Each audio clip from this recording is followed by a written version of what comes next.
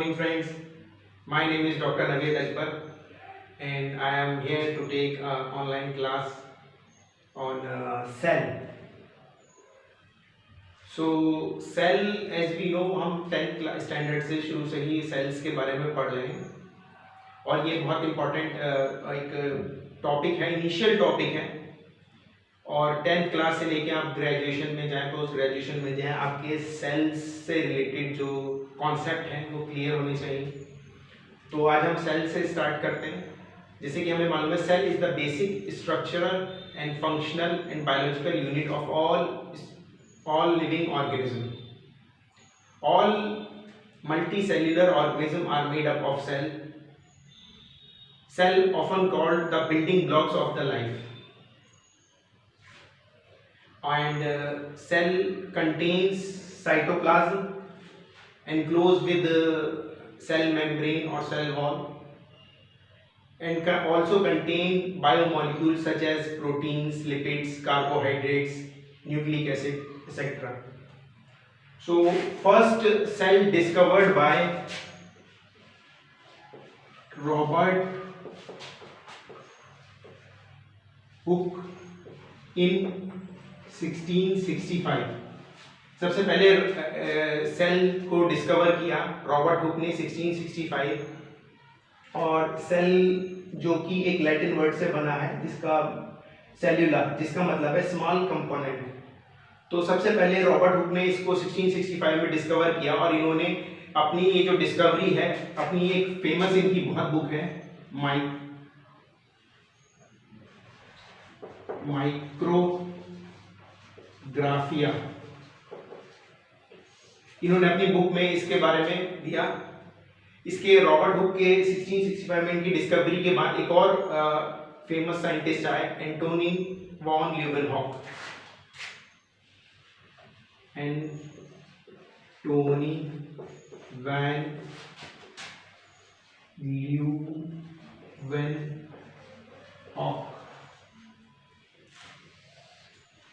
ये फेमस थे अपनी डिस्कवरीज के लिए इन माइक्रोस्कोपी। इन्होंने कई तरह की माइक्रोस्कोपी, एडवांस माइक्रोस्कोपी डेवलप करी एट दैट टाइम।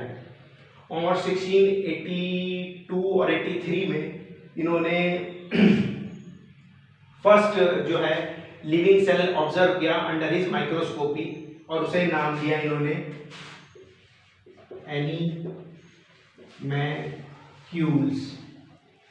एनीमैक्यूल्स इन्होंने नाम दिया सेल को। और इन्होंने एक ट्री की जो बार्क होती है उसको, बार्क को लेकर के इन्होंने उसका सेल का स्ट्रक्चर देखा सबसे पहले, और इसकी अपनी जो माइक्रोस्कोपी की डिस्कवरी से इन्होंने उस टाइम पे कई डिस्कवरियां की, इसलिए इन्हें एंटोनी वॉन ल्यूवेनहॉक को फादर ऑफ माइक्रोबायोलॉजी भी कहते हैं। अब जनरली जो हम सेल की बात करें तो इसकी हिस्ट्री हो गई। इसके बाद जैसे हमें मालूम भी है कि इसके बाद रॉबर्ट जो ब्राउन थे उन्होंने न्यूक्लियस डिस्कवर किया था, लेकिन एक्चुअल में उन्होंने सेल को न्यूक्लियस नाम दिया था। न्यूक्लियस की डिस्कवरी एंटोनी वॉन ल्यूवेनहॉक ने ही पहले ही कर ली थी कि there is something between the cell, उसका एक सेंटर होता है। तो इसके बाद एक सेल थ्योरी आती है, सेल थ्योरी हम आगे पढ़ेंगे।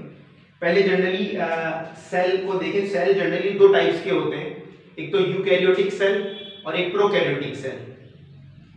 यूकैरियोटिक सेल्स वो होते हैं जिनके अंदर मेम्ब्रेन बाउंड न्यूक्लियस होता है, और प्रोकैरियोटिक सेल वो होते हैं विच लैक्स मेम्ब्रेन बाउंड न्यूक्लियस। तो ये एक डिफरेंस है। और जनरली बैक्टीरियल सेल्स जो है वो प्रोकैरियोटिक सेल्स की अंडर आते हैं। अगर हम प्रोकैरियोटिक सेल्स की बात कर रहे हैं तो हम, इसका मतलब ये है कि हम बैक्टीरियल सेल की बात कर रहे हैं। और जो यूकैरियोटिक सेल हैं वो भी दो टाइप्स के होते हैं, एनिमल सेल्स और प्लांट सेल्स। इनमें भी डिफरेंस होता है। एनिमल सेल्स में सेल मेम्ब्रेन होती है जो सबसे बड़ा डिफरेंस है, और प्लांट सेल्स में सेल वॉल होती है। तो ये सब चीज़ें हम डिटेल में आने वाले लेक्चर्स में पढ़ेंगे। तो यहाँ पे हम इंट्रोडक्शन देख रहे हैं। तो एक ये सेल यूकैरियोटिक सेल का एक पिक्चर है एग्जाम्पल के लिए कि जैसे इसमें देखिए, इसमें ये मेम्ब्रेन बाउंड न्यूक्लियस है, क्या आप देख रहे हैं, ये मेम्ब्रेन बाउंड न्यूक्लियस होता है और इसी मेम्ब्रेन बाउंड इसके न्यूक्लियर एंड जो मेम्ब्रेन है इससे जुड़ा हुआ होता है एंडोप्लाज्मिक रेटिकुलम।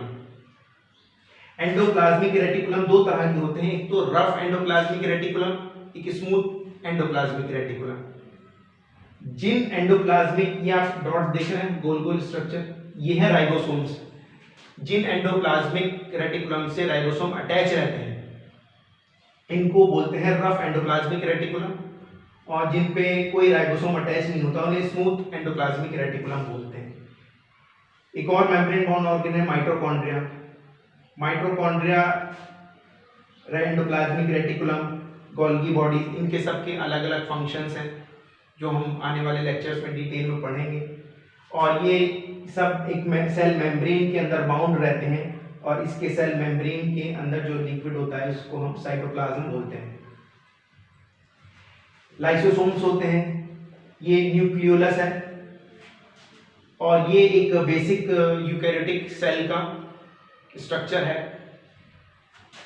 और एक चीज और है जो कि है आपकी सेल थ्योरी। तो जब ये सेल्स की डिस्कवरी हो रही थी तो 1839 में आई थी। 1839 में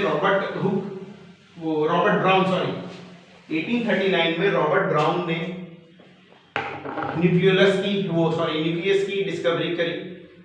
और उसके बाद एक साइंटिस्ट आए जिनका नाम था श्लाइडन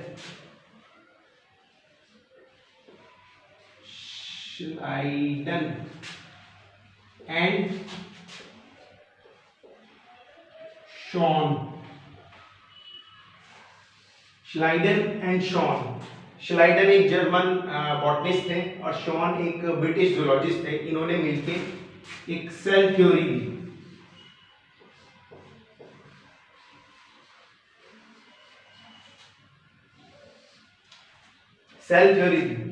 तो इस सेल थ्योरी के अकॉर्डिंग इन्होंने दो पॉइंट रखे कि all living things are made up of cell except virus, because virus को वायरस एक पैरासाइट है और उसे नॉन लिविंग कैटेगरी में रखा जाता है। तो all living cells are made up of cell। दूसरा point, cell is the basic structural and functional unit of life। ये दो पॉइंट इन्होंने रखे। इसके बाद इन 1855 में रुडोल्फ वर्च्यू एक साइंटिस्ट आए। इन्होंने इसी सेल थ्योरी में एक और पॉइंट ऐड कर दिया। इन्होंने कहा कि all living cells arise from pre existing cell by cell division. सारे सेल्स जो हैं वो सेल से ही मिलकर बने हैं, सेल डिवीजन के द्वारा नए सेल, वो पुराने सेल नए सेल्स को बनाते हैं। तो ये 3 पॉइंट हो गए। इसी तरह से ये सेल थ्योरी इवॉल्व होती गई और करंट जो मॉडर्न थ्योरी है उसके अंदर कुछ पॉइंट्स हैं। एक तो सबसे पहला पॉइंट ये कि all living cells are made up of cell is the basic structural and functional unit of life। और all जो इन्होंने रुडोल्फ वर्च्यू ने कहा था, all cells are made of pre-existing cell by cell division। Third point, energy flow within a cells। Cells के अंदर एक energy flow रहता है।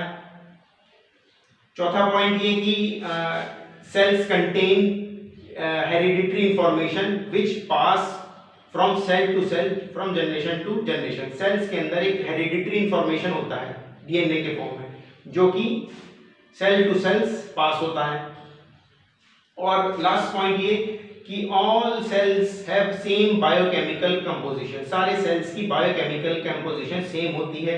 They contain protein, carbohydrates, lipids, nucleic acid, चाहे वो प्रोकैरियोटिक सेल हो, यूकैरियोटिक सेल हो, plant cell, animal cell, तो सबकी वो होती है। आने वाले जो नेक्स्ट लेक्चर है उसमें हम डिटेल में जानेंगे कि what is the biochemical composition of cells. I hope you like my video. Please like, share and subscribe my channel. Thank you.